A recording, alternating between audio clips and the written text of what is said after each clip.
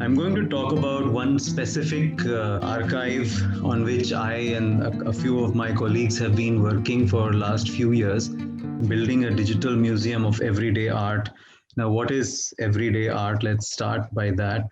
When we think about art, there are some conventional forms of art, like ancient forms of art. You can talk about cave art, cave paintings, or some kind of rock art, frescoes that have been made on walls, various types of objects that are conventionally known as art. There could be tribal art, there could be more traditional classical art form, paintings, especially in India. We have so many kinds of painting styles. And then there is, of course, the international, the Western art, the contemporary art from Renaissance, and later there is the famous European paintings, then the painters. And most of these housed in places like museums, art galleries, or people's homes and the walls. And somehow anything that can be put on a wall for a decoration, for display, we consider that as art. But there are so many other forms of artistic activity and artistic ephemera which is there in our lives, but we don't really give it a thought. We don't really consider it as a conventional art form. So I'm talking about normally mass produced art or mass duplicated art and ephemera, which is not something unique. Like when you think of a painting or a sculpture or any kind of unique art, it is one of a kind. The artist creates one piece of art, and that is purchased by somebody or gifted to somebody, and then they display it. Like there may be copies of it. Somebody may make a copy of a painting or a copy of a sculpture, but the moment it gets mass duplicated or mass printed, then it is no longer a unique form of art. Then that is a print, basically. It's not the original. So the everyday art that we are talking about is art which people use in their homes, in their shops, etc.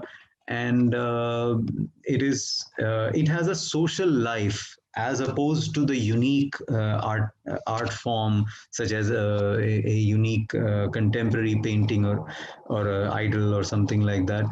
So this popular art has a social life, as in people interact with it. People use it in their lives and they interact with it. We have been thinking that this kind of art form, this kind of mass duplicated art, has not been preserved properly. It has not been displayed properly, and it is also a transient art form. You see it one day, the next day it disappears. It takes another form. Something else comes in its place.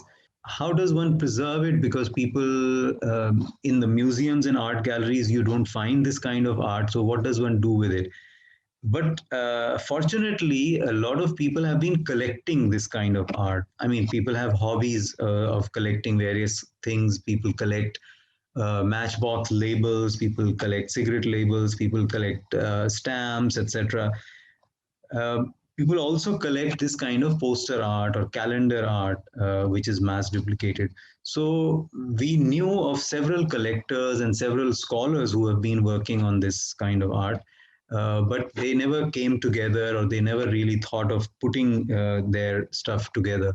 So some of my colleagues, and these are scholars, art historians, or regular historians, we started talking about this, and we discussed. Especially there was a conference in 2006 in Germany, in Heidelberg University, where some people gathered. And I should give a few names here, because it's very important to know who really began this kind of art, documenting and thinking about it and writing about this kind of art form.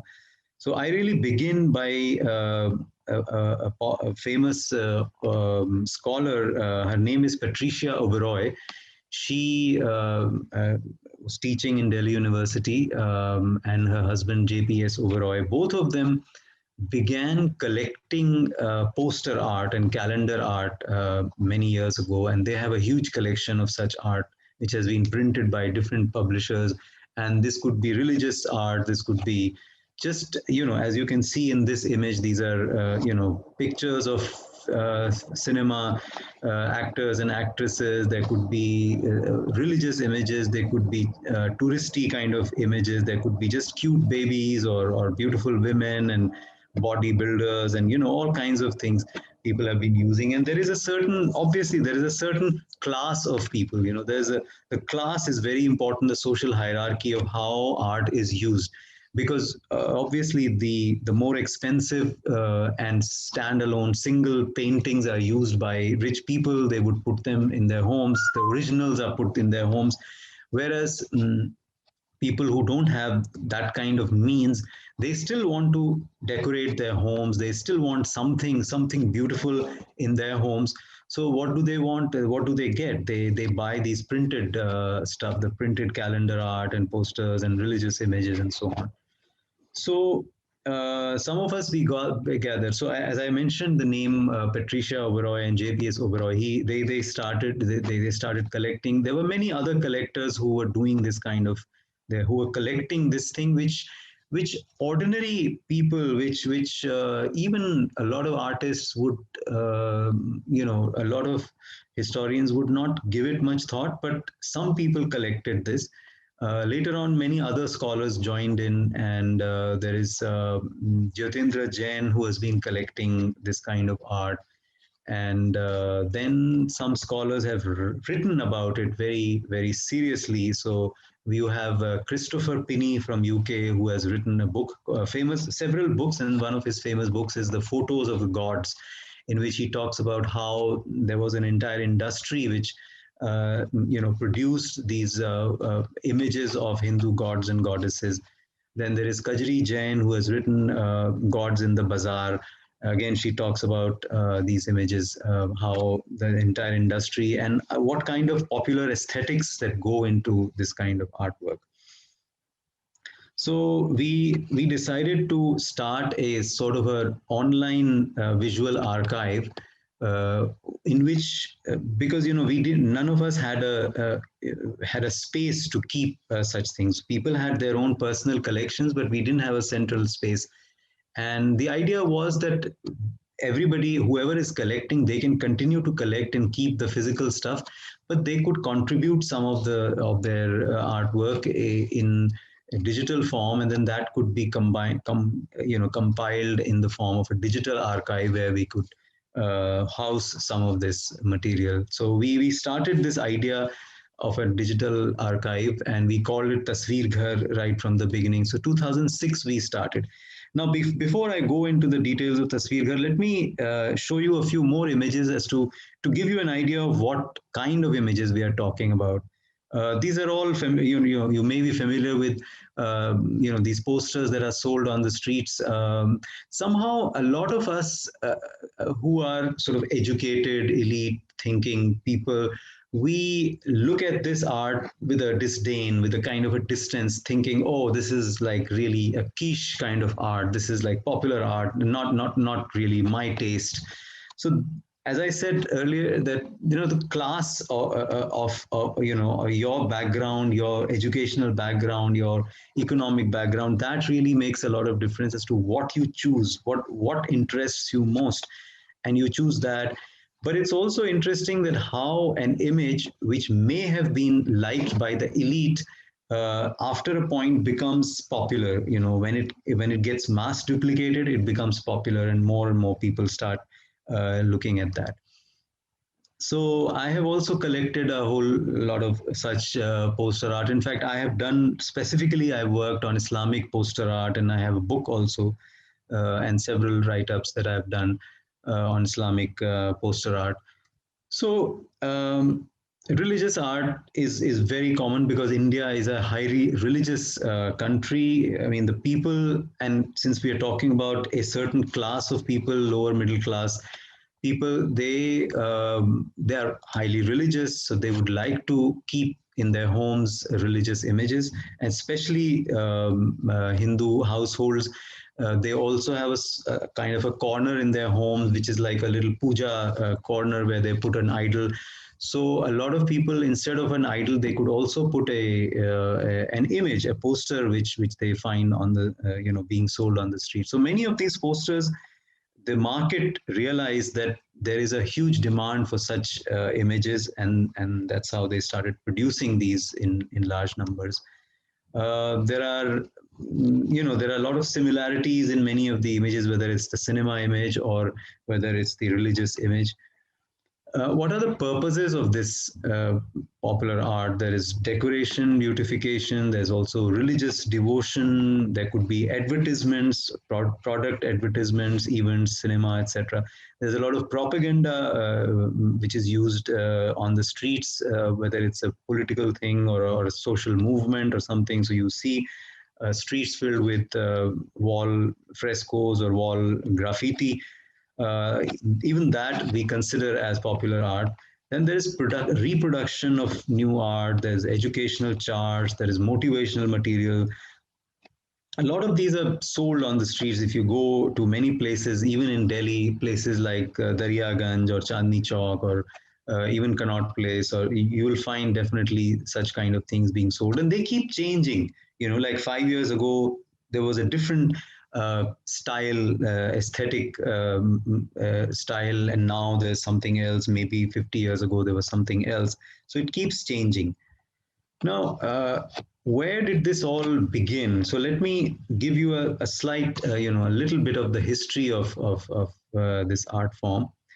Um, Obviously, it started with the printing press. When the printing press came to India, it started. So, uh, along with the printing press, also came products which were promoted by the British, the European products or Indian products, and the whole concept of decorating the wall not only with an image, but the whole concept of a calendar being put on the wall. There may have been calendars. I mean, of course, there are calendar systems in India, whether it's the Hindu calendar or Islamic calendar. But to put it on the wall to consult daily, it is a concept that probably came from Europe, and along with that came other things like a product being sold. So, when this printing press came, one of the pioneers of this kind of printing posters, one of the pioneers was Raja Ravi Verma. You may have heard of him as an artist from Kerala. Raja Ravi Verma is one of the first Indian artists who started using the Western style of painting, let's say, using a model in front of you, and Western style in which there is a strong sense of shade and light and the shadow, and also there's a sense of dimension, depth, three-dimensional kind of quality. Before that, before Raja Ravi Verma, or before what we call the company school of art, company meaning the British East India Company, when they came, along with them came the art forms of Europe. And before this company school of art, the Indian painting style was very vibrant, but it was also very flat, in the sense that things were happening in a very flat kind of a screen. There were no depth in it, although a lot of other conceptual dimensions were being discovered, were being explored in Indian painting style. For example, if you have an Indian painting in which an entire story is being told in one painting. So, for example, there is a castle from which there is a bird which flies and it goes around and reaches somewhere and does something. So, that entire story is being told in one frame. That was a kind of storytelling style in Indian painting. But they were mostly flat. There was no depth, even if there were hills made in the backdrop and there is something foreground. It was very difficult to divide between the foreground and the backdrop. They were like kind of all in one dimension. That's the kind of style of Indian painting we had. But with the influence of company style or the Western style, the European style, we started getting this dimension and the sense of shadow and light. So there is a light source, and everybody is having a light from one side, and the shadow is falling on the other side, and so on.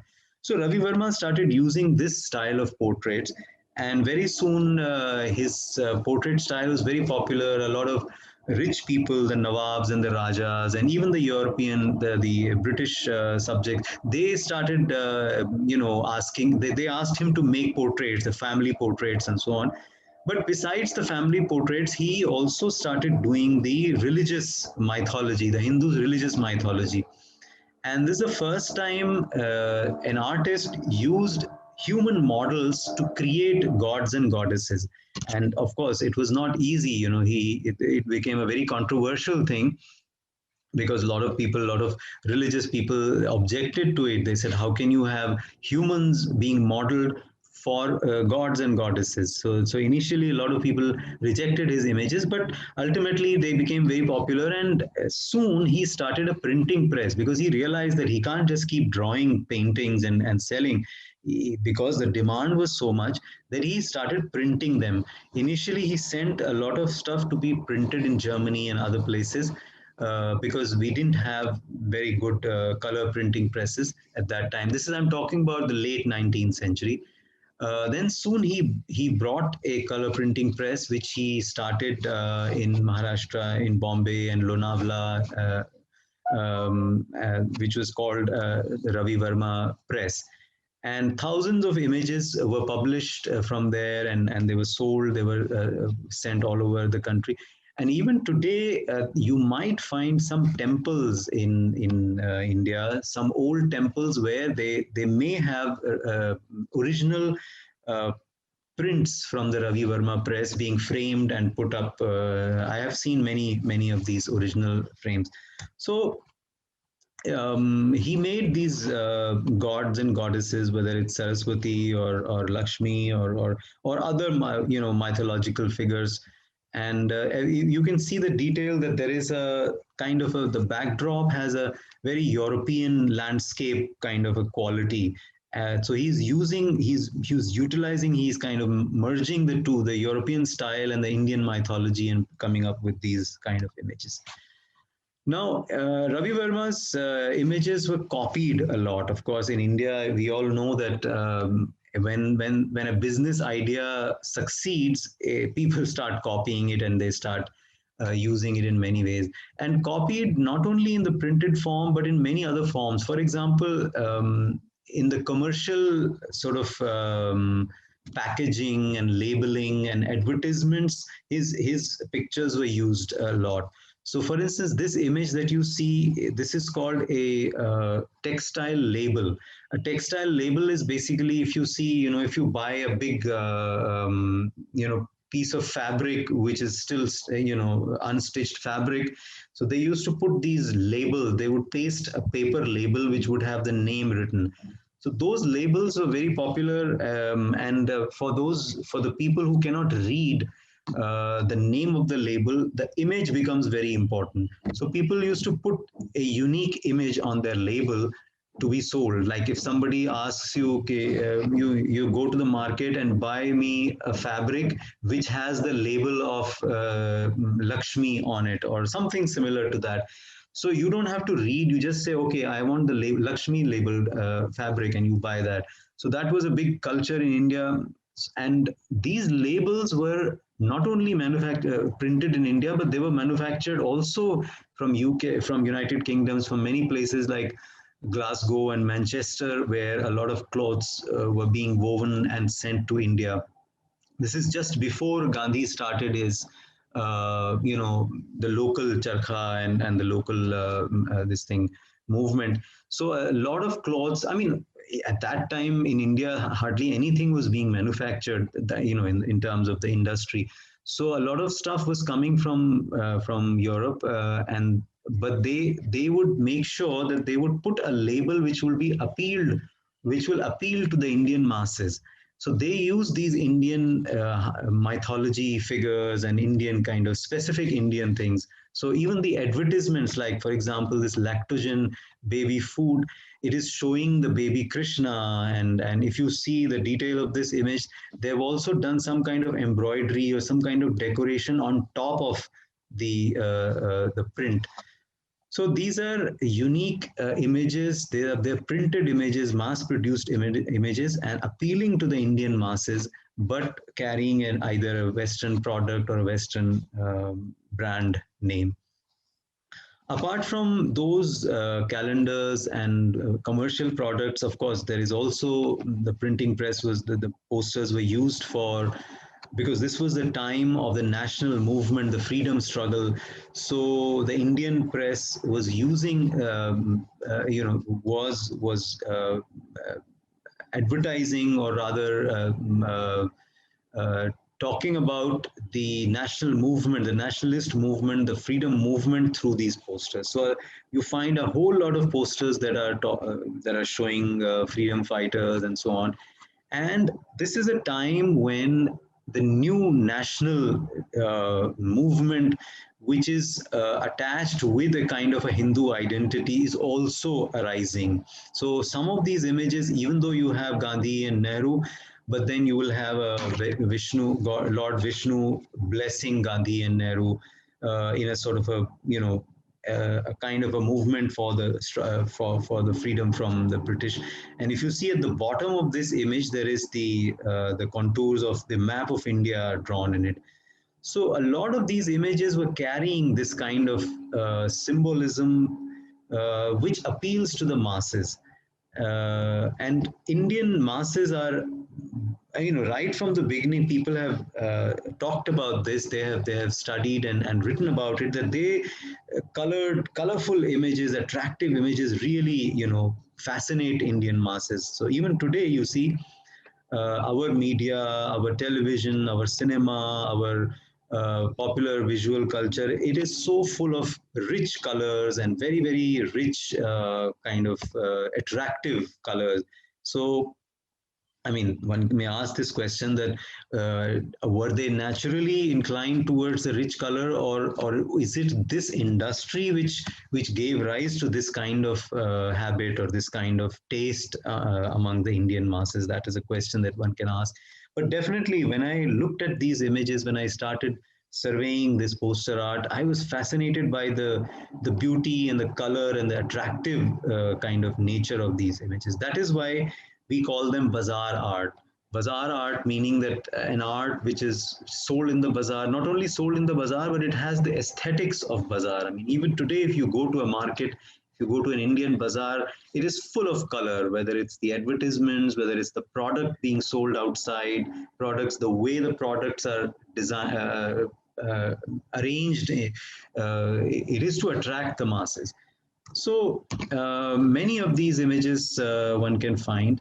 And I'm talking about both the technique as well as the content, what is there you find in these images. So, for example, this was the time of nationalist movement, and Bharat Mata, or the Indian goddess, mother goddess, becomes very important. So you can see that a new revival or a new awakening is happening as the British are going and the Indians are coming, to rule their own country.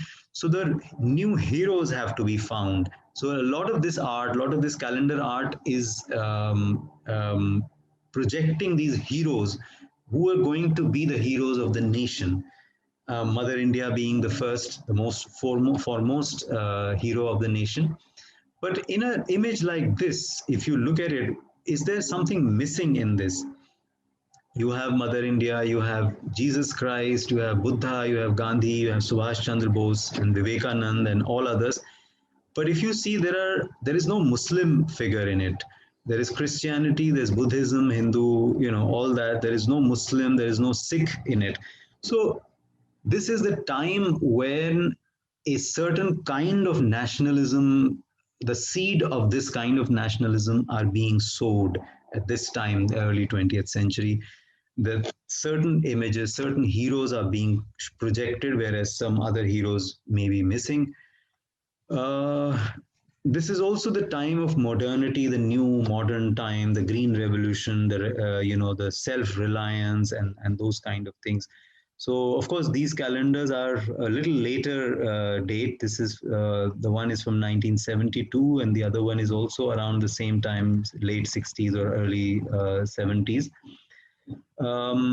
So the image of modern India, modern, progressive, prosperous India being uh, projected along with their kind of company names or product names or sort of promotional a commercial promotional material. So that is what the idea was, that so this image is playing several roles. On one hand, it is giving you the idea of a modern India. It's also advertising the company, and it's giving you the date.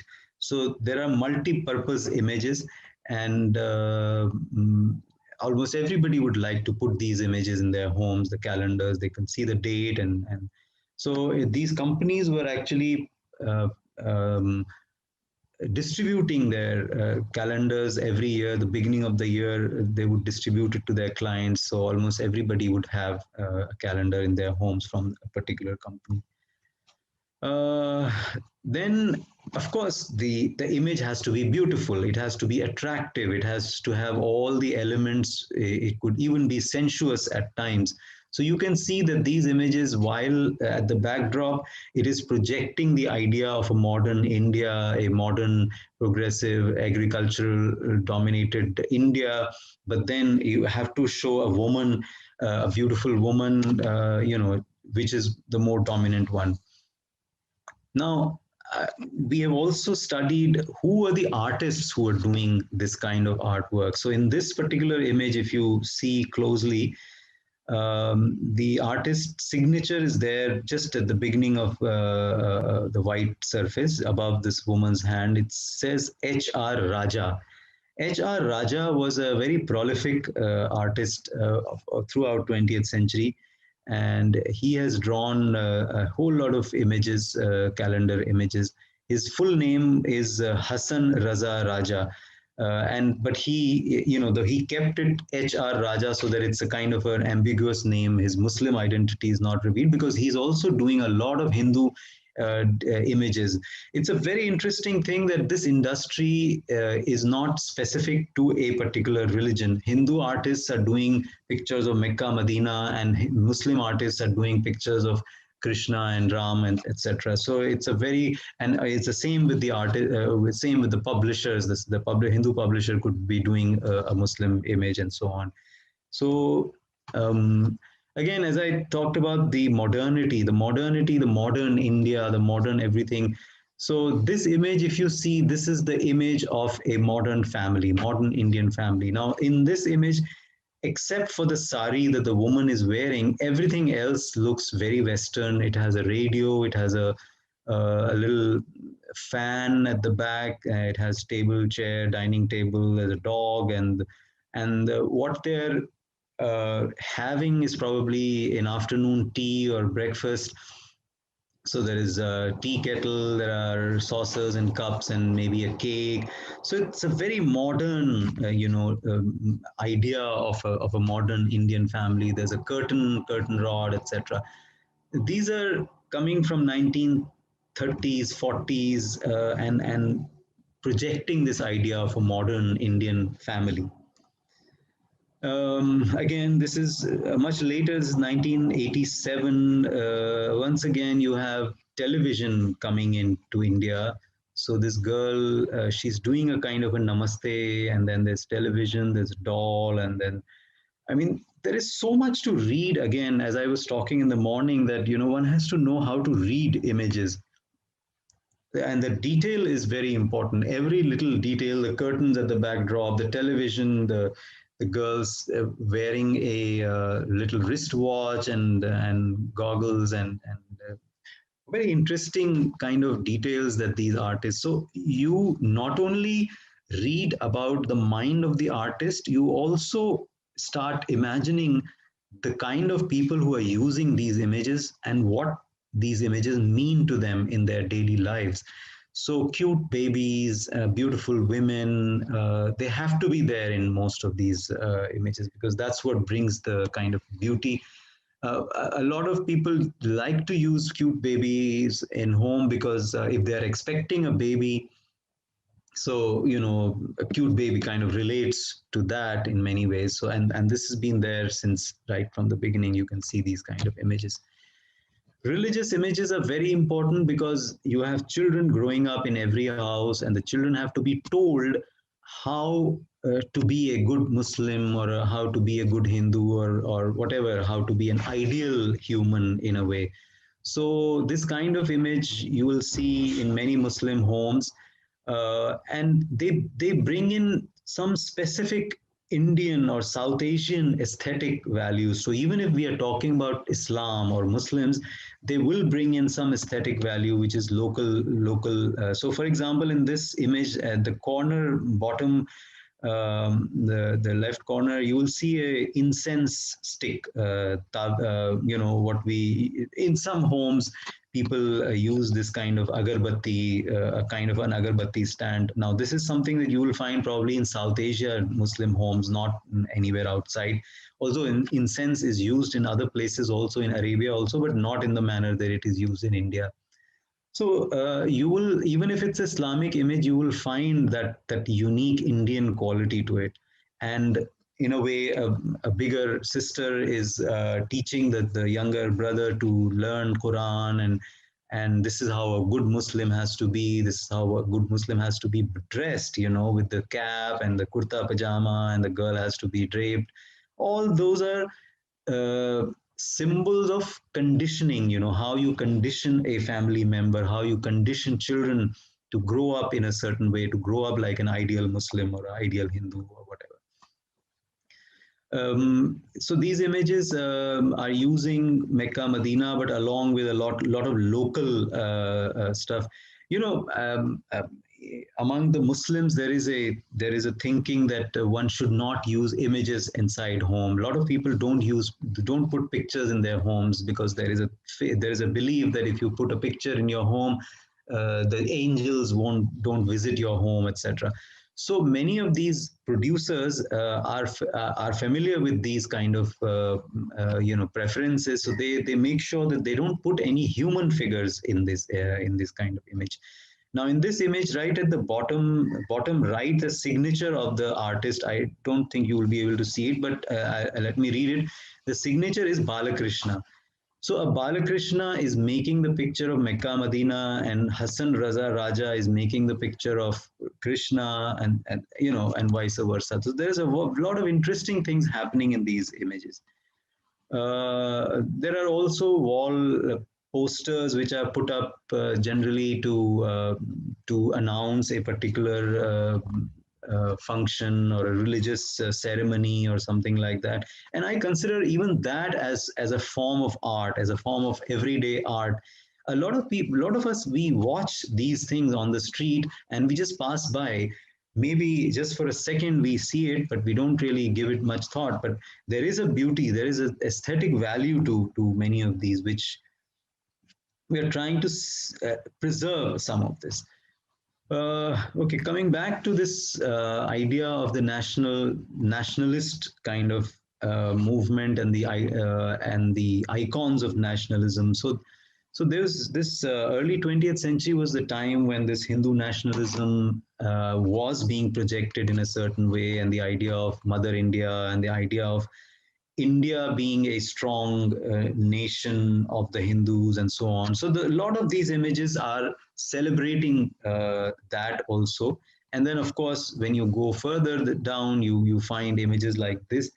And these are like printed in thousands, in lakhs, and distributed everywhere. They sometimes they can be rather overpowering and kind of showing the dominance of one culture over the other. But that's the part of the popular culture. That's the part of our society. So in a way, you can read a lot about where our society is going, what our society is doing. Uh, it's very important that we give attention to these images and what they are doing, where they are coming from, who is creating these images and how are the human ideals being created. So in a way, when this whole Ram Janambhoomi movement started, so Ram became this ideal human being, and then these images, the very very masculine kind of images. So the whole thing of masculinity and how religion is being associated with masculinity and so on. So you will find both positive and negative and both kind of thoughts in these. Then, of course, cinema images is a huge area. A lot of people have worked on it. People started taking the cinema posters very seriously very recently. Earlier, we used to see the posters or billboards or hoardings, but we never gave much thought. I mean, only if you are interested in movies, you want to watch something, then you will know that every week which movie is coming. I mean, today, of course, the whole idea of cinema watching has changed so much. But there was a time when we we would look forward every week a new movie would come, so we would look forward to which movie we have to see this week and so on. So cinema posters became big hit. Not only posters but also handmade, hand drawn kind of billboards or hoardings that we call. And I remember seeing some artists who were specializing in this, and they would look at a small image and they would make like a thousand times bigger poster or billboard out of that. There were special so image like this is actually not a photographic poster, but a painting which has been done by this. And these used to be put up big. I don't know whether any of you student have seen any of the handmade hoardings, cinema hoardings especially. So all the major movies had this, and now cinema posters have become very rare, and in fact they have become a collector's item. If you have an original cinema poster, then it means that you really you own a piece of expensive material. I have a few cinema posters in my collection and some other kind of posters also. So, and in fact, right now there are some companies who have started reprinting these old movie posters and started selling them. So you will find some shops which are actually specializing in these kind of archival posters. So with all these things, we decided that okay, let us do some sort of a collection, some sort of a online archive. So we created Tasveer Ghar, and I mean I don't have to explain to you why we call it Tasveer Ghar. Tasveer Ghar is just the house of pictures, and in that we had several ideas, several kind of aims. The initial aim was to collect as many pictures as possible from different sources of this kind and highlight them on our website along with some kind of metadata. But we didn't want to just leave the images as they are. We wanted to contextualize them. So for us, uh, providing a context to the images was very important.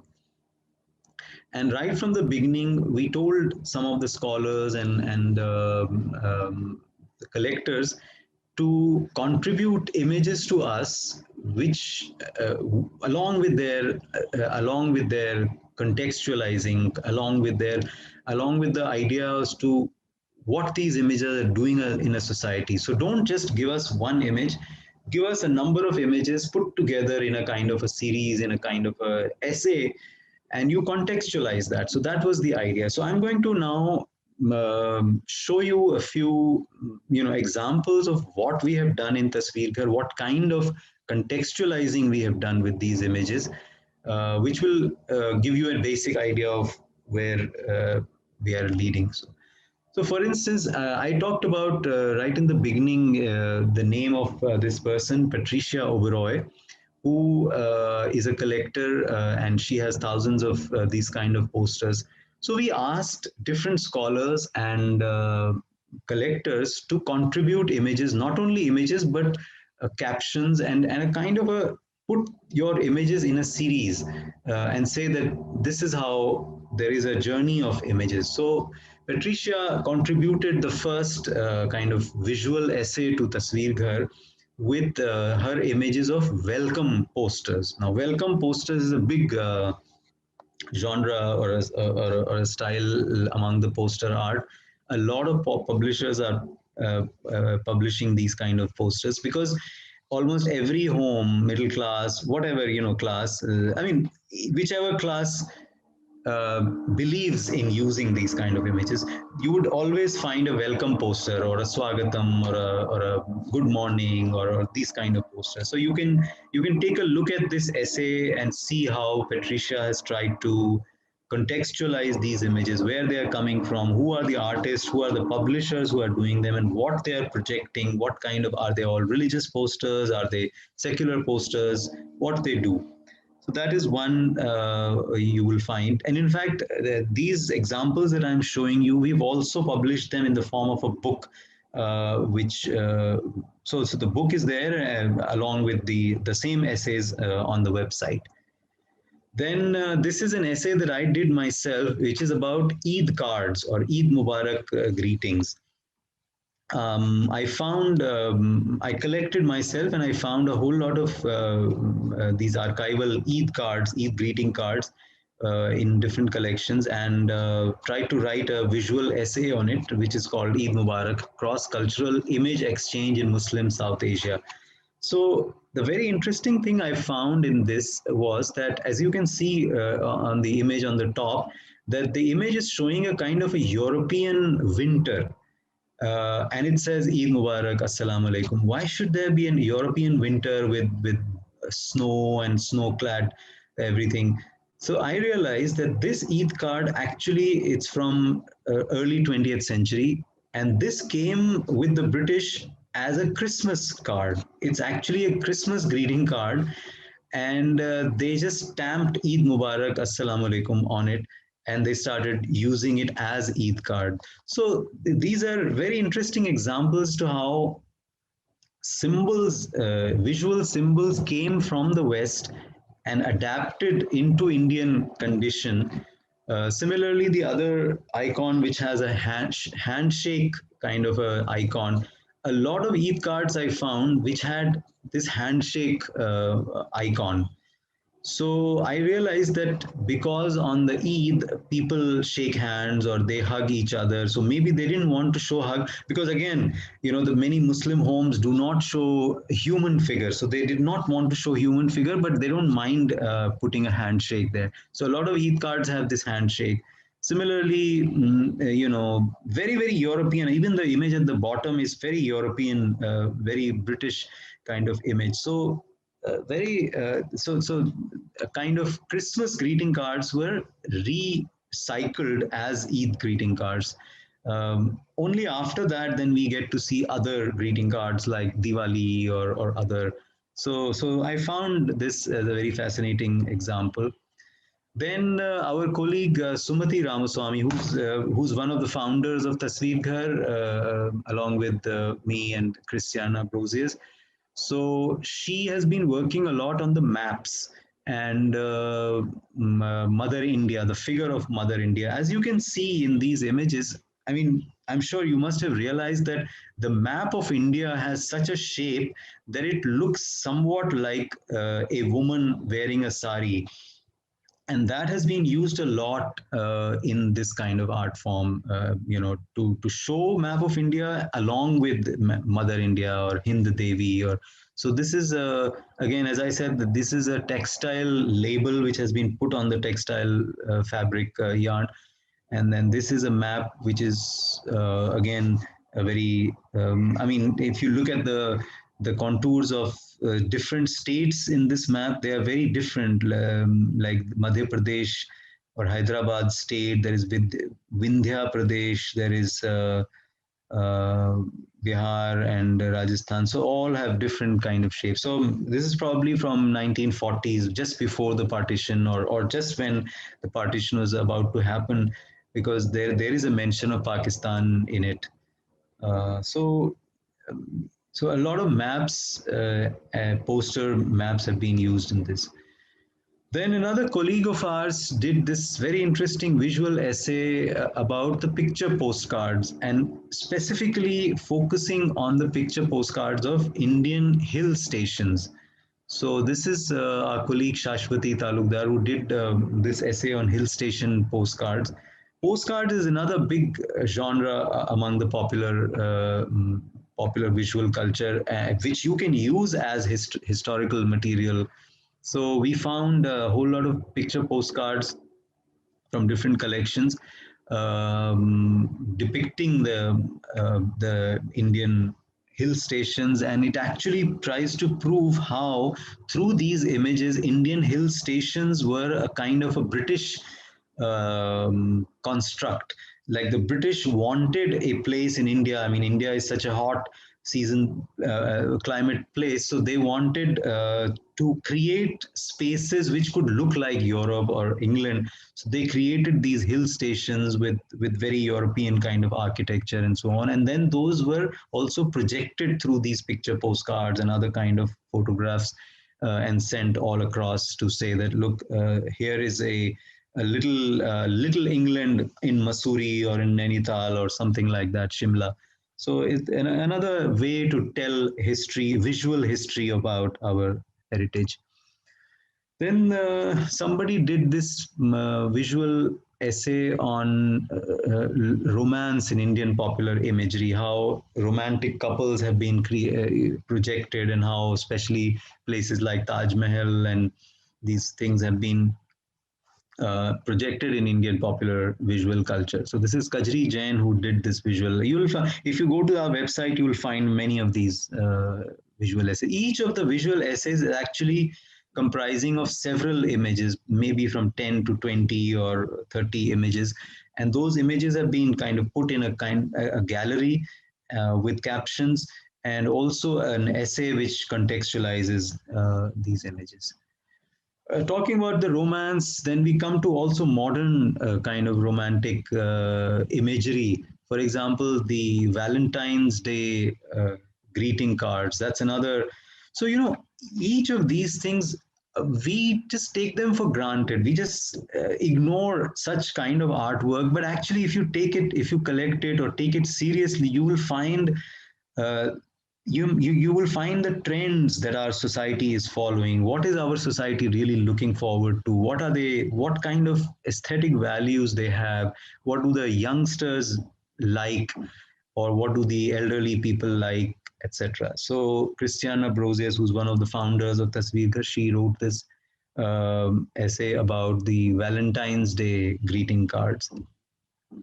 Again, somebody talked about Catherine Asher is actually a historian from of the Mughal architecture. So she talked about how Taj Mahal has been projected in popular visual culture or popular art. Calendars, posters, some kind of textile labels and various. Now, let me also tell you on the way that many of these images are actually coming from one particular collection, which I was lucky enough to digitize myself. This is a person who lives, in fact, in Delhi. Her name is Priya Paul. Priya Paul she's an entrepreneur, industrialist. Her family owns a lot of industrial concerns all over India. If you know, in Connaught Place, there is this Park Hotel. So she's the owner of that Park Hotel. She is a great art connoisseur and art collector, and she collects all kinds of art. And she has specifically collected this popular art form, which we managed to digitize ourselves. So in her home on Aurangzeb Lane, there is a entire room, large hall, which is filled with posters, calendars, advertisements, cinema images, hoardings, all kinds of things.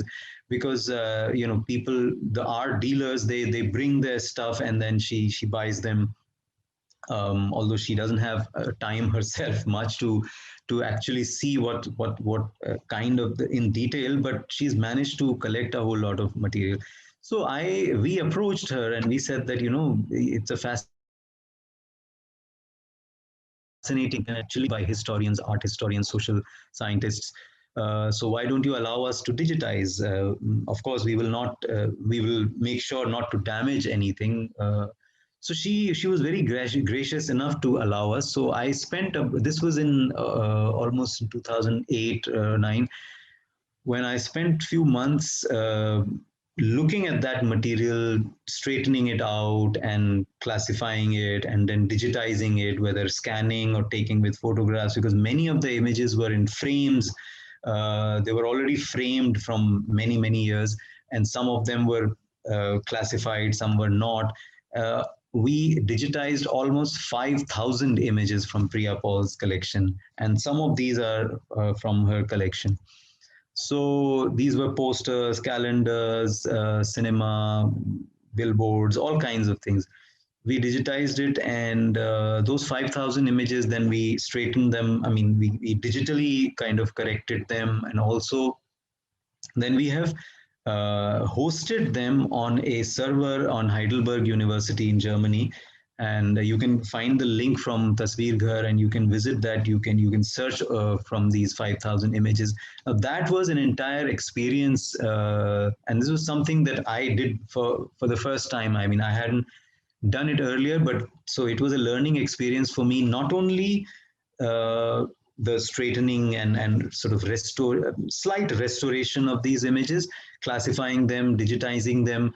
It was an almost an archaeological discovery, I would say, the way we were discovering these images, the way we were looking at them, and suddenly discovering something. Oh my God, this is how it used to be, 50 years ago or 80 years ago. Because her collection starts, some of the posters or calendars are from 1890s onwards. So it's a very rare collection. Very few other people have this kind of collection. Apart from Priya Paul, there is also Jyotendra Jain, who has a collection of this kind. He held an exhibition in National Gallery of Modern Art, and also a few others in Hyderabad or in Bombay, in Bangalore. There is a gentleman called Poddar, Mr. Poddar, who I'm forgetting his first name. He has a huge collection of this kind, but it was Priya Paul who was really gracious enough to allow us digitizing of this art. And thanks to that digitization and thanks to putting it online, uh, a whole lot of scholars started coming and started looking at these images and started giving serious thought to it and to contextualize. So, for example, Richard Davis is another scholar from the US who has a collection of his own of Hindu gods and goddesses posters. And he wrote an essay for us called Temple in a Frame: God Posters for and of Worship. Then, of course, apart from the printed stuff, we also, some of our scholars also talked about small objects like these toys or miniature kind of things. So, if you're familiar in South India around the Dasahra time, they sell and buy these little dolls, Dasahra dolls they are called. All over South India, you will find this, and they display it in their homes. So this is another very interesting popular culture. There is an entire industry which produces this. So Annapurna Garimela, she did this visual essay for us on this art form. Then another interesting thing, I'm sure you all are familiar with these religious tiles that you see on the streets, on the pavements, which people put up so that you don't urinate on that wall. Now, who would think that that is also an art form? So this is what we emphasize, that even that is art form, and even that needs documentation. So our scholars Amit Madeshia and Shirley Abraham, they from Bombay, they did this visual essay. They collected a whole lot of these images. Of course, you cannot take the tile, but you just take photographs of these. So they took a whole lot of photographs in Bombay of different god tiles. Um, and what they do and how they they avoid people from urinating on the streets. So this is how we think, in terms of the everyday art. Everyday art is, you find it, if you take a look closely on the street, you will find this everyday art.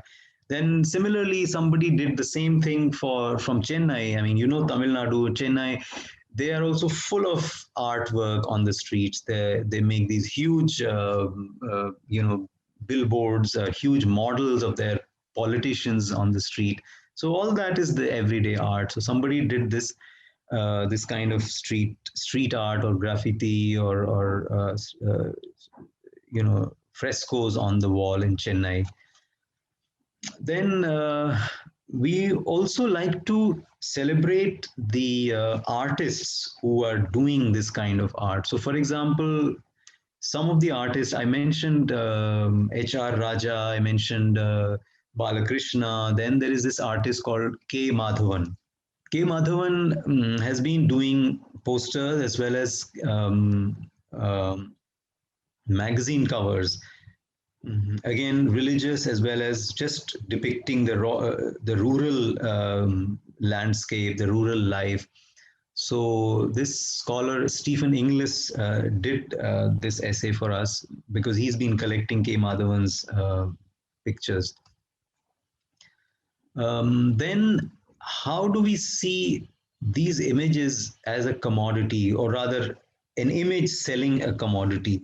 So hundreds of images that I digitized in these collections are showing a product, selling a product through a calendar, but using a religious image. So for example, this Burma shell is from 1939.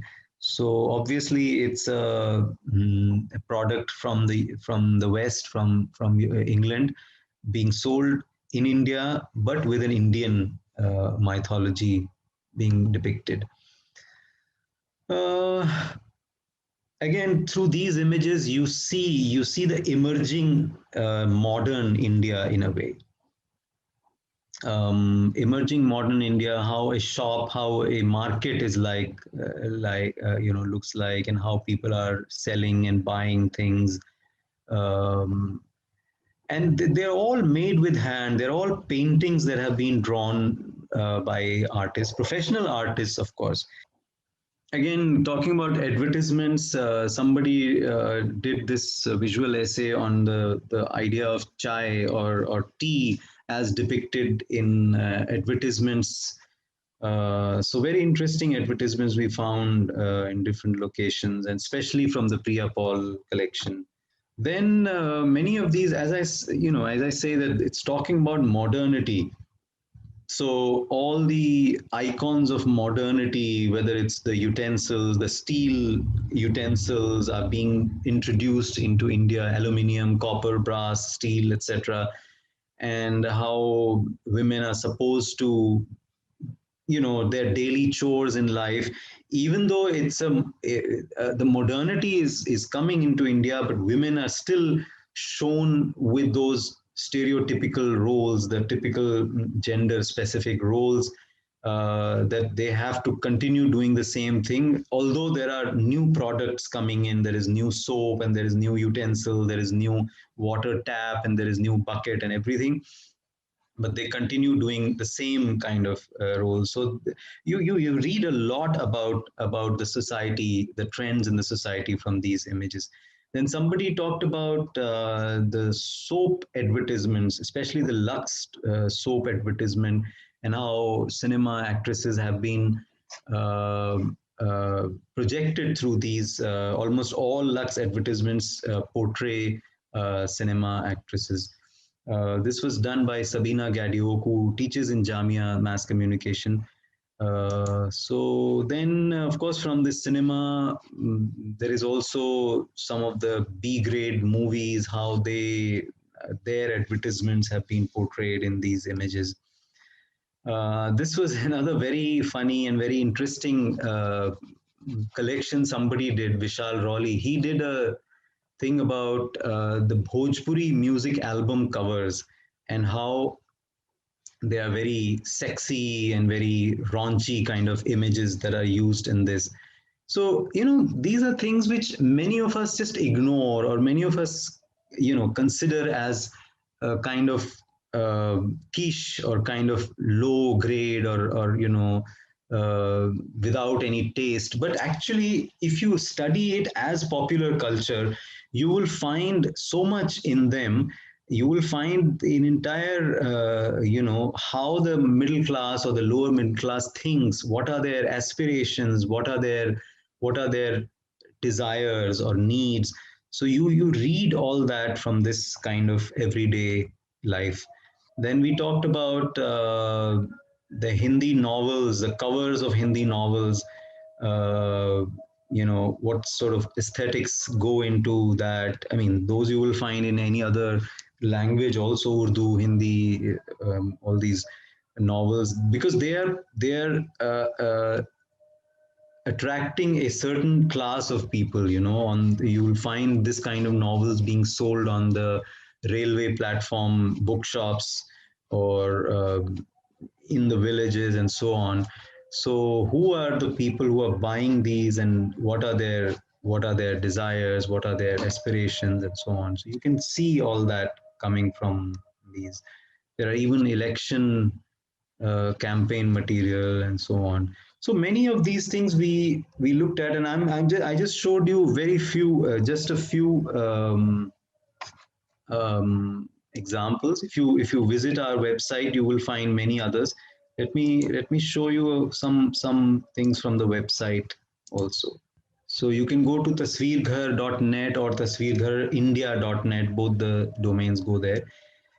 And basically, right in the beginning, there is a kind of a banner which goes here, which keeps changing according to it. It shows you the latest visual essays that are there. I talked about the Priya Paul collection. Let me also show you the where it is located right now. So this is a website from Heidelberg University. It says it's called Hide Icon, and it has this particular section is about, it is carrying those 5,000 or maybe a little less images that I digitized. So for example, if I click on one image, um, it gives you that image and its metadata. So here is the image and its metadata. Basically, metadata means that what kind of image it is. It's somehow, for some reason, it's called Suraya in Mood number 474. So now, what is this? Why is there a title like that? So what used to happen was that in the early 20th century, there are these companies which are producing calendars for clients, for other companies. If I go there as a company, I want to get a calendar printed in my name. So what kind of image options are available? So what they would do, they would make a whole catalog of various kind of images, and they will give me that catalog and to choose from. So I will choose. So that catalog has titles like this, Suraya in Mood, or something like that, like Shakuntala, or some other picture like that. It says Satya Narayan Katha, or some other image like that.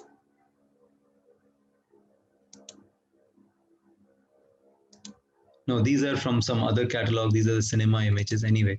So those calendar catalogs were very fascinating. They would have all sorts of images, and then you choose your image, and then you say, okay, I want my calendar made with this image, and they will print the calendar with that image. So it was really fascinating how what sort of tastes people had, what sort of aesthetic uh, values they had. So you can search through this. So for example, if I, again, let me search with Delhi and see if you can search with any keyword, and it will throw up those particular images. So uh, it has, I don't know whether there's anything specific to Delhi in here, because wherever it has the keyword Delhi in it, it will throw that image. So here's an image of Maulana Azad, and if I like to see it in large size. This is Maulana Azad, and I can also probably zoom into this. I want to see if there's an artist signature. Yes, there is an artist signature. So it says ML Sharma. So ML Sharma has made this picture of Maulana Azad. Then there are many other images of these freedom fighters and different leaders, Subhash Chandra Bose.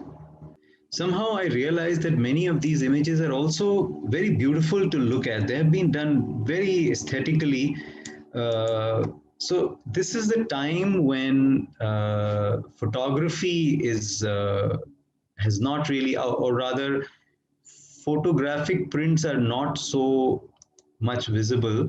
So it is the artist, the painter, who has to draw that beauty, has to bring that beauty into it. Unfortunately, I'm not able to straighten this, but you can see how many of these images they really depict that the very interesting colors you get to see in these images. I mean, some of these colors you will probably, even today's printing press is not able to produce those colors. I was really fascinated by the kind of colors it is depicting some of these images. So there is a, at the bottom here, I can see it says Oriental Calendar Calcutta. So this is a calendar manufacturing company from Calcutta which has done this. Artist's name may also be there somewhere. I mean, right now I can't see it, but generally the artist's name is there. So many of these images are very beautifully done. This is an image that I'll show you the detail of this. So it is probably some film actress, and at the bottom it says, yeah, it says number 703 Mridula. So maybe this is some actress named Mridula, and it says such dates for 1955 may be printed on both sides along with usual monthly data pads for 1954 in the center, etc., etc. So these are instructions that are being given by the publisher for companies who want to choose this. So in a way, this is a sample calendar, and if you choose this, you will get these kind of dates. And in the middle, if you remember, I don't know how many of you have seen those calendars which used to have what is called the date pads. So like for 365 days, there will be 365 little pieces of paper in a big pad which will be stuck on this. So every day you tear off one date, like January 1st you tear off, the next day you tear off, so that it'll get kept reducing. So in the middle you used to have those date pads. Very interesting. I mean, I don't know whether today's generation can experience how people used to remember dates and how they used to experience the time or the year in such a way. So we used to have. I still remember those date pads that every day you would remove one date, and then you will know. And some of those date pads would have not just the English or the Western calendar. It would have Indian system. It will have the Hindu calendar system, the Muslim calendar system, etc., etc. So this image, it says honor of India first. Once again, as I was talking about the fact that Indian nationalism is being done in a certain way at that time, so you can see that there is Gandhiji is carrying the Gita in his hand, and there is Gautam Buddha, there is probably Krishna, and at the bottom there is Mother India with a lion, and then Nehru is offering flowers, etc. And they're all sitting on a map of India, honor of India first. So maybe people didn't really think about it at that time, and they just innocently kind of made such images. But you can see that there is a certain kind of nationalism which is being projected through these images. This is not a multicultural or not incorporating all kinds of religions or all kinds of faiths or all kinds of cultures, but a certain kind of nationalism is being projected through these images.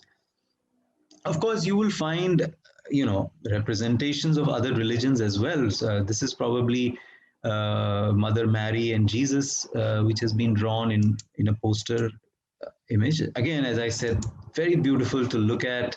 The artist has really given it much effort to create this image. And you can see at the bottom it says Studio SM Pandit. Studio SM Pandit was another very prolific artist of the calendars, and this has been printed by Oriental Calendar Dum Dum. Dum Dum was a little uh, place outside Calcutta. So Calcutta was a big publishing center in early 20th century. And this is Sai Baba of Shirdi. Again, that idea of modern India. So there's a couple with a dog and this woman with a purse and sari and the guy wearing a tie, and then at the back there is a car which obviously looks like the car from 1950s or 60s, and there is a billboard which is blank, it doesn't say anything. So again, this image is from that catalog, which in which you can choose an image, and you can probably put your branding, your brand name into that billboard.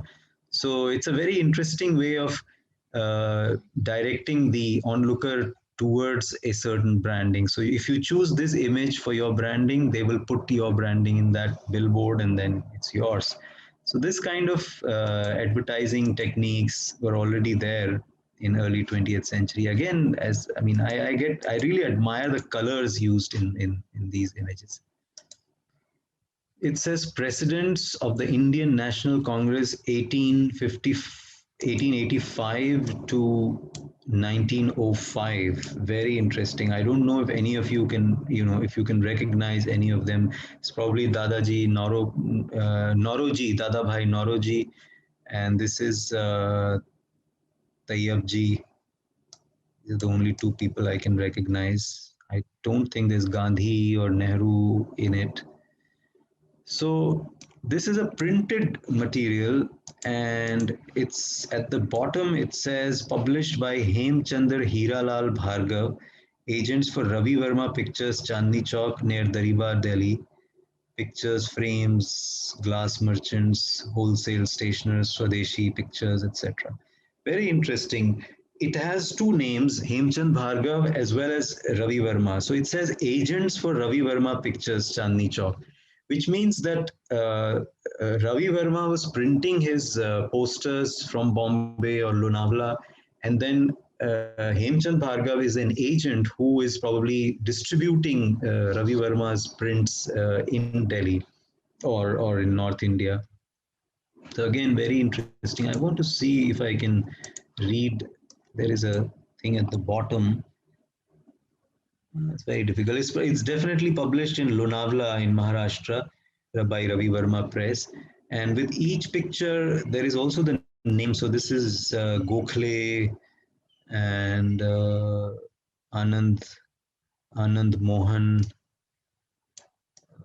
different people. There seems to be an Englishman also in it, and Amanatullah, something. So a lot of historical material from these prints.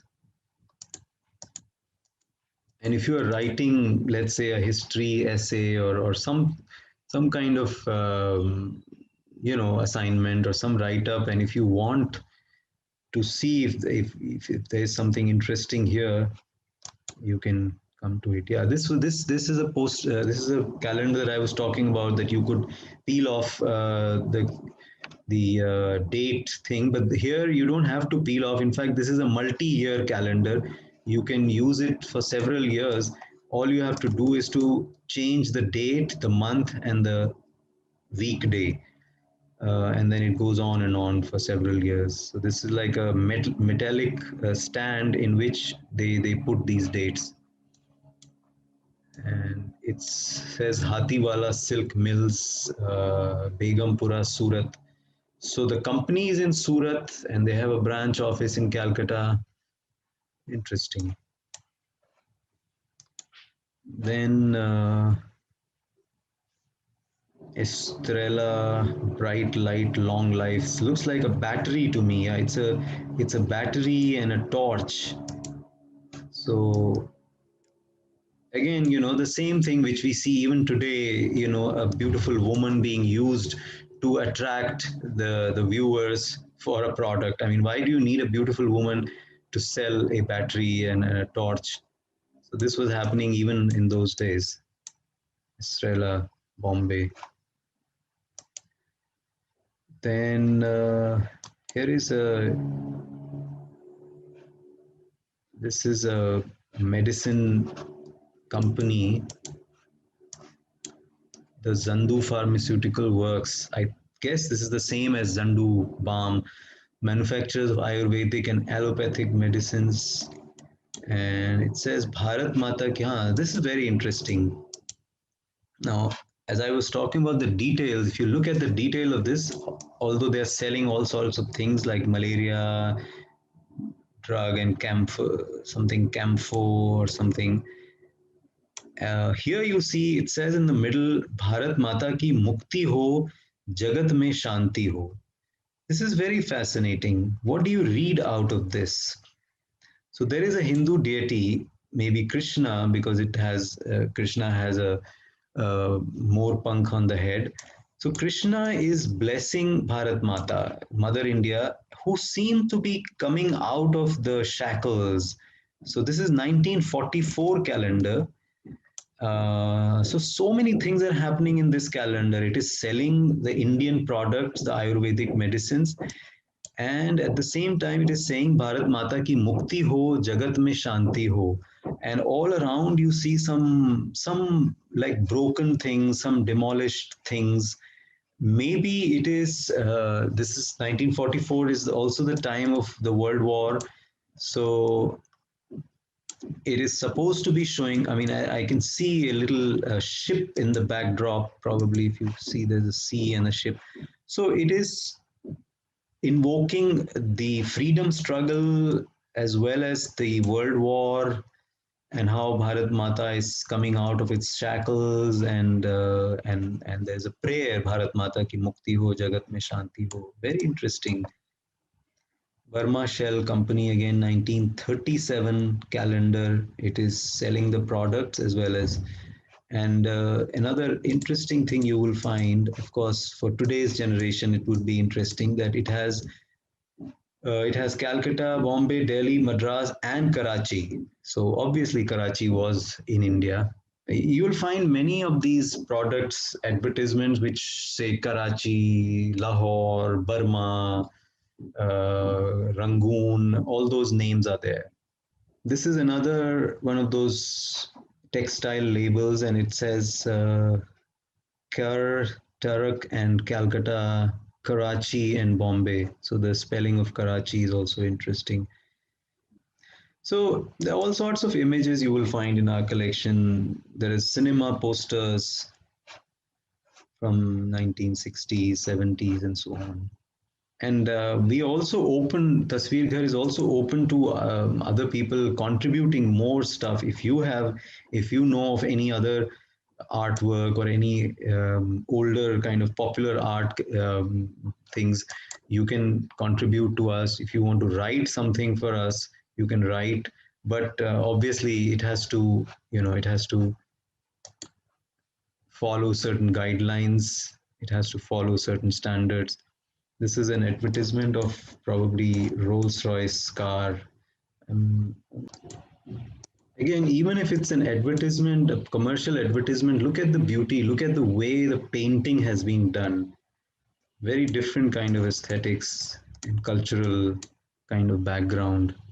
So I am now going to slowly bring this to a conclusion because I would like others to ask if you have any questions. So I'll come back to Tasveer Ghar website. So Tasveer Ghar website has all these visual essays. It has some sections which talk about who is building it, how we started this journey. So you will get the whole story about it. There is you can the most interesting aspect for you would be to search for images, for example. That is I mean, apart from there are two sites that I talked about. One is this Heidelberg website, which has the Priya Paul collection, and the other is the Tasveer Ghar collection itself, which has a search facility. So you can search Tasveer Ghar images here. So, for example, if let's say if I type Urdu here and see what happens. So it comes up with some images, some Urdu advertisements, etc. For example, this one, it says Rogan Gesu Daraz is a kind of fragrant oil that Shah Jahangir's Begum Noor Jahan used to apply. So it has some interesting Urdu or Arabic kind of things that you will find. Just a keyword that I searched for.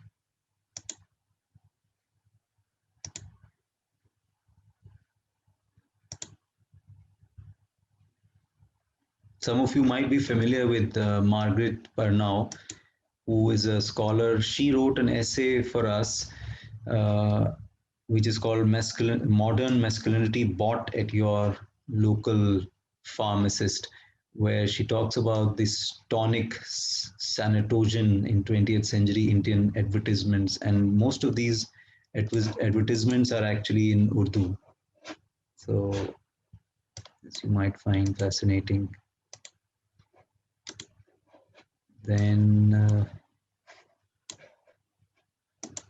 so we have on the website, there is also a list of essays that are available.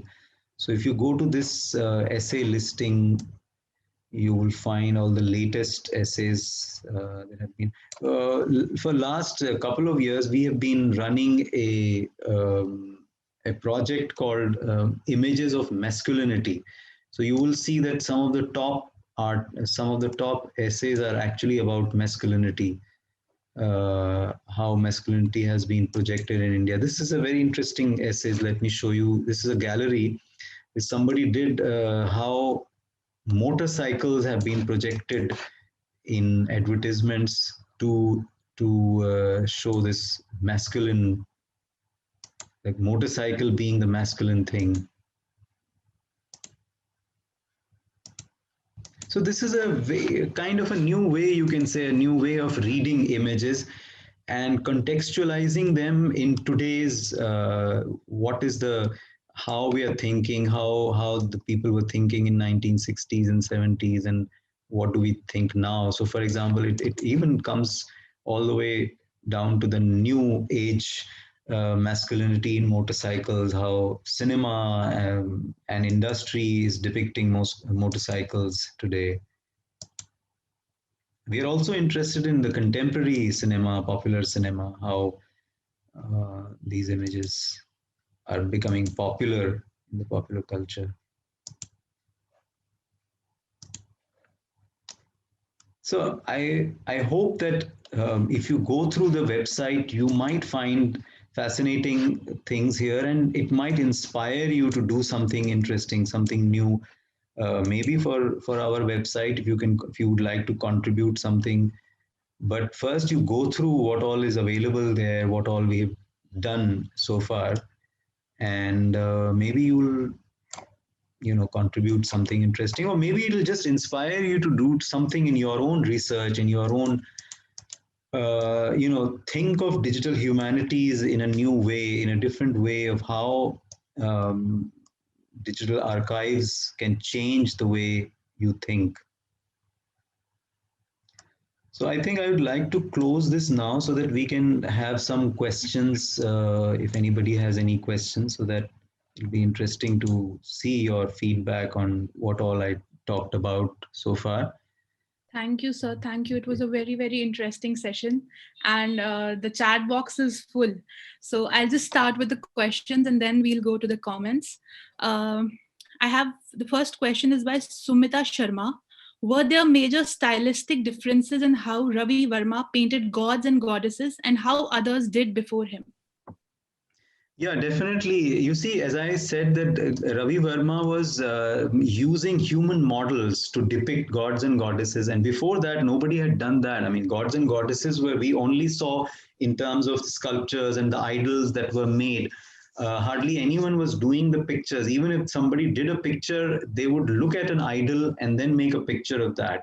But Ravi Verma, he humanized the experience of gods and goddesses. He gave a new dimension to the way we look at gods and goddesses. And ever since we have been, I mean, everybody has been copying Ravi Verma and the other artists who are there. I mean, Ravi Verma is not the only one. Actually, in Bombay also there is Anna Prasad Bagchi and some other artists, Calcutta Art Studio. And there are many, if you look at the history of this, if you read Christopher Pinney or Kajri Jain, you'll get a history of how these gods and goddesses were kind of a new image of gods and goddesses were kind of created at that time. Before that, this very flat images, very classical kind of images.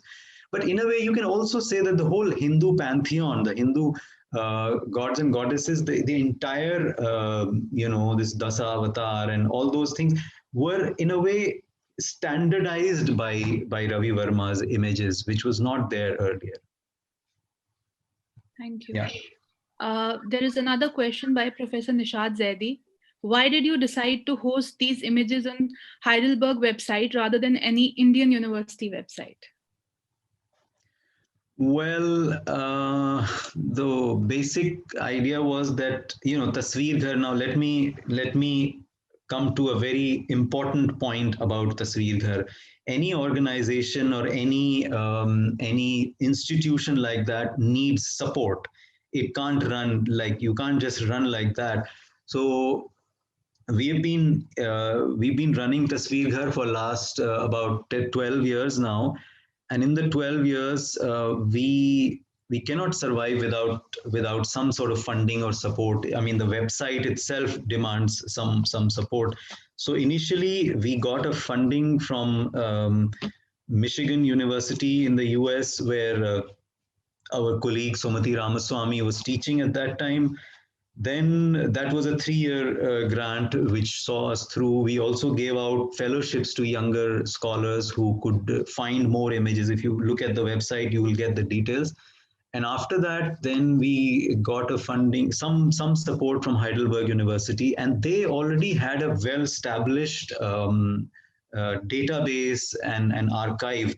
We didn't have to reinvent anything. We just had to feed the images, and it would go. At that time, I wasn't able to find any Indian kind of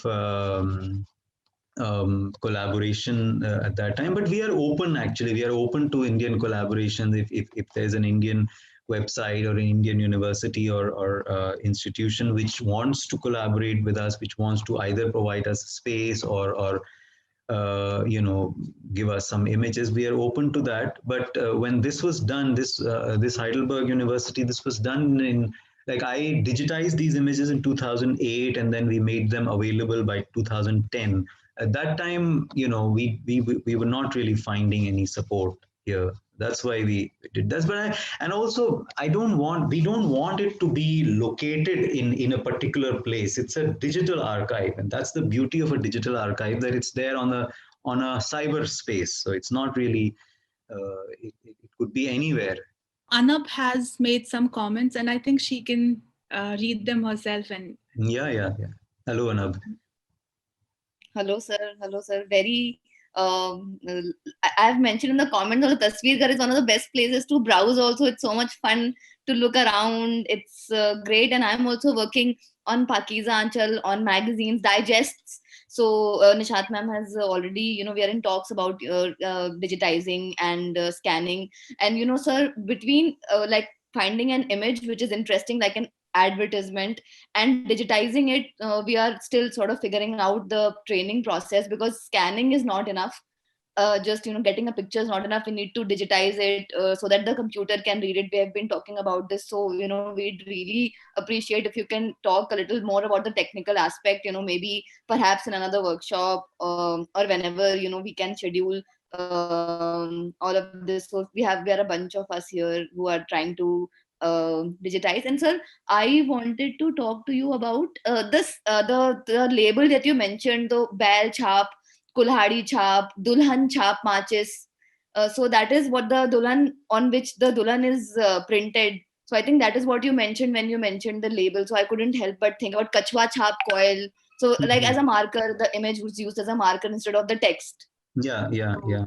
So that is one point that I wanted to make, which I have already. And sir, one thing also I have been thinking about the posters of juice wala, like the juice, all the juice stands, they have photos of ball, yes, cinema celebrities, right? And I saw recently, I saw Tiger Shroff on it. So my friend and I were discussing how maybe like the juice stall heroes who are on the juice stall means that you are actually arrived, you are sort of become popular, because earlier it was Ritik and Salman era. Then there was Ranveer Singh and Ranveer Kapoor, and recently I saw Tiger Shroff and I think the Ishan Khattar or someone like the new generation heroes. So that is something, because there is a juice stall close by, and I keep looking at him. Who is the new guy on his poster? So that's something that I keep looking at, and I think that is also something that can be maybe assessed, maybe looked at a little more carefully. But thank you so much. Thank you. Yeah, no, I would love to give training or a little presentation about the technical aspect also, because this is something that I have learned. I mean, I digitize so much stuff, and then not just the scanning part of it, but also the next step. How to make them identifiable by the computer, how to make them how to put them in a search engine so that the search becomes very efficient. And there are various levels of searchability. You can make a very simple search engine, or you can make a very complex. For example, the two search engines that I showed you, the one on Tasveer Ghar is a very simple, straightforward search engine which runs only on keywords, whereas the Heidelberg search engine is very, very complex. It's very advanced. So it has many categories and many things, keywords and things like that. Even working through that, it was not easy. So we had some difficult time. So I can definitely, I mean, if you want, I can give a presentation, or I can take you through the process of how to digitize and how to make them archivable, digitally Yes, archivable, that we can do. that would be so wonderful. Yeah. We'd be so delighted and grateful if we could get some training on that, because Yeah. personally, because we all of us are trying to get together stuff, but we are still not, we are in the humanities but moving towards digital humanities, and any sort of training would be so helpful, so helpful. Yes, yes, Thank you. yes. Yeah. We also take help from computer engineers and computer scientists. Yeah. Yeah, we could take help. Actually, yeah, it depends on whether you want to create a new system right from the beginning, or you want to use an already existing system. So it depends. Like if you want to create a new website, there are systems available. You just have to incorporate them. You can take a little help from the engineers, the programmers. I mean, I also take help. Like for example, this website, the Tasveer Ghar website, the basic idea of the design part, I told them, and then the inside part, the back end part, they designed it, and they implemented the whole thing, and that's how it was able to do. So I can't do everything. I mean, I can only imagine what kind of an archive I want, but the technical help, you would need the programmer to help. Yeah. How did you, Sumati, and Christian come together? I mean, all three are wonderful people. Yeah, so let me also talk about the fact that my own journey of collecting Islamic poster art started with this Sarai CSDS. So Sarai in 2004, they used to have these little fellowships, and they gave me one fellowship. But before that, I was working on documentary films, and I was doing a documentary film on Amir Khusro and Sufi culture. And while working on that film, we were looking for some images, some popular culture images. And then, I mean, I knew that these religious images exist, but I never really thought, although I had seen the work of Patricia Oberoi, because her daughter Safina was a classmate. So we knew about that connection. So while working on this Amir Khusro and Sufi culture topic, then I bought these posters, one bunch of posters. This was in 1995 or 96. We bought it at Jama Masjid, just outside Jama Masjid in Meena Bazaar. We bought it and we just kept it aside. I didn't really give it much thought. I knew that it's a very exciting thing. Then in 2004, almost 9 years later, I got this Sarai Fellowship, and then I thought more about it and wrote about it. And while I was writing, and we were posting on Sarai Readers List, so I think Christiana Brosius must have seen it, and then Sumati, and then we kind of started talking on the email, and then this conference happened in Heidelberg, and that's how Tasveer Ghar really was born in a way. It's really impressive. Christiana has amazing work, and Sumati's work is so impressive. I mean, Yeah, she's like an intellectual giant, so to say. yeah. Actually, all these people were part of the group, Patricia Oberoi, and even Jyotendra Jain is also part of this, but then he, kind of took a different direction. He also started a similar archive, but that archive is not available anymore. Right? Physically, he has all that collection, but he was also part of our team initially.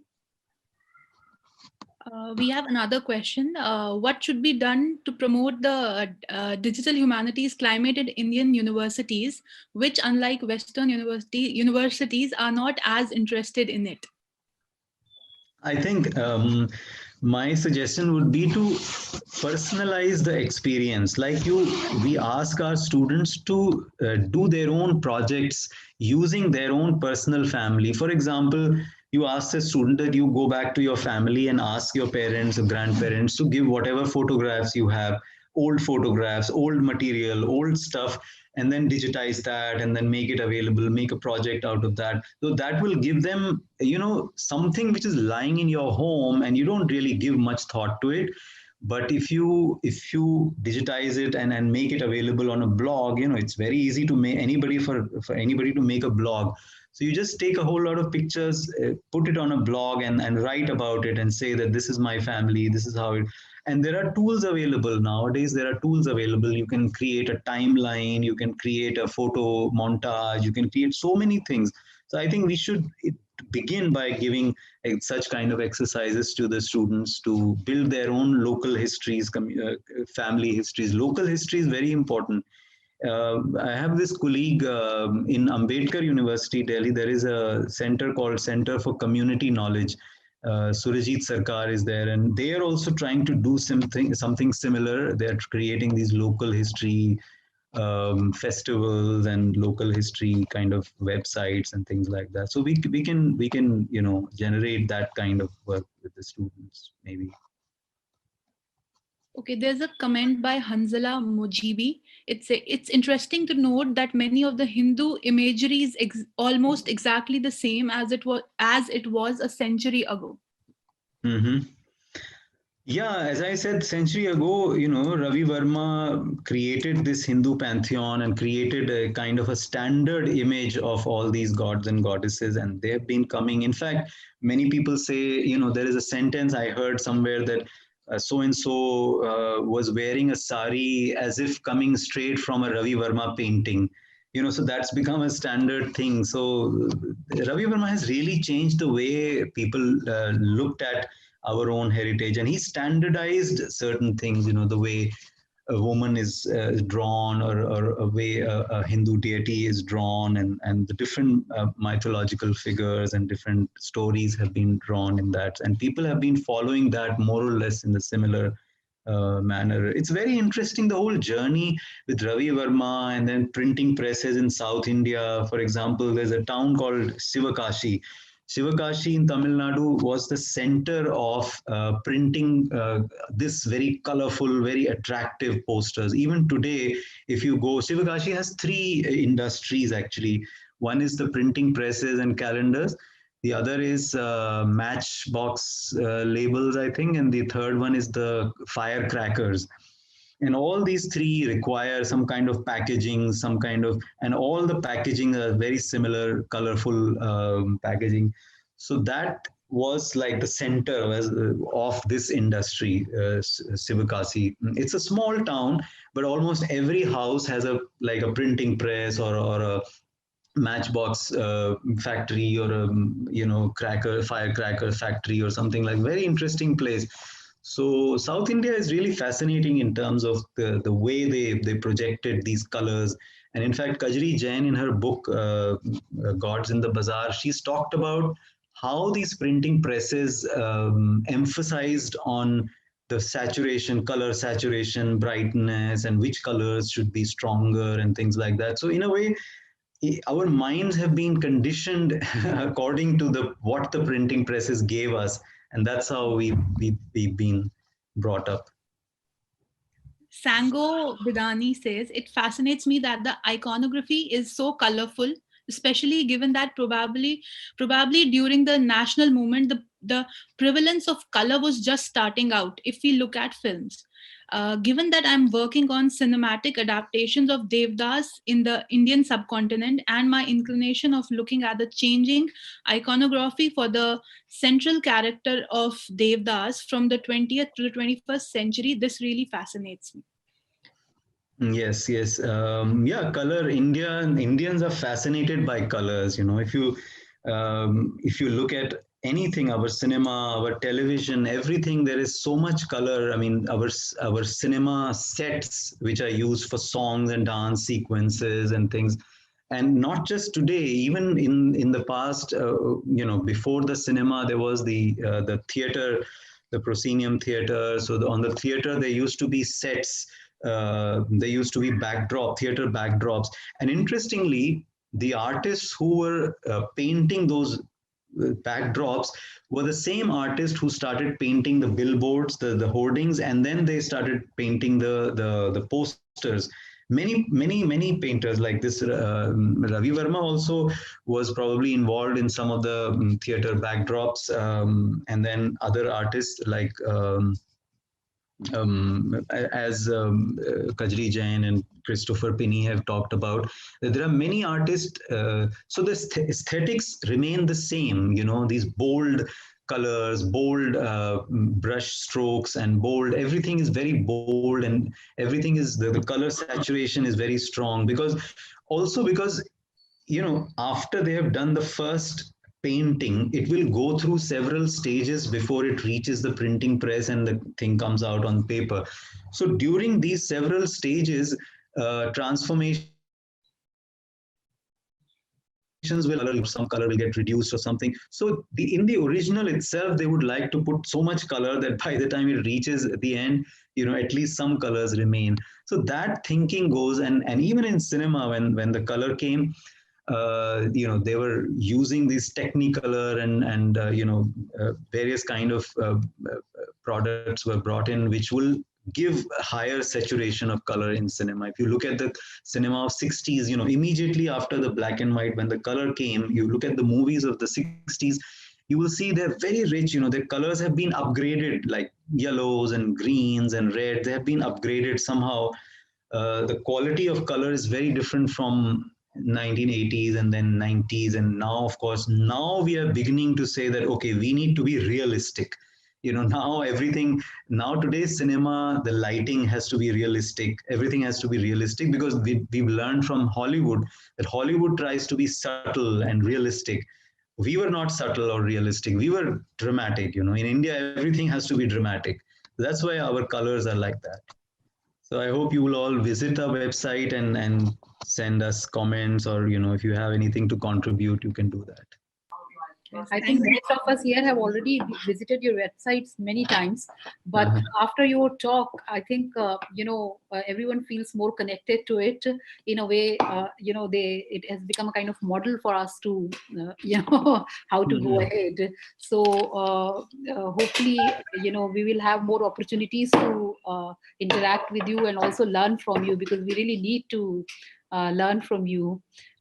We have a bunch of students who are deeply interested and admire you for your work a lot.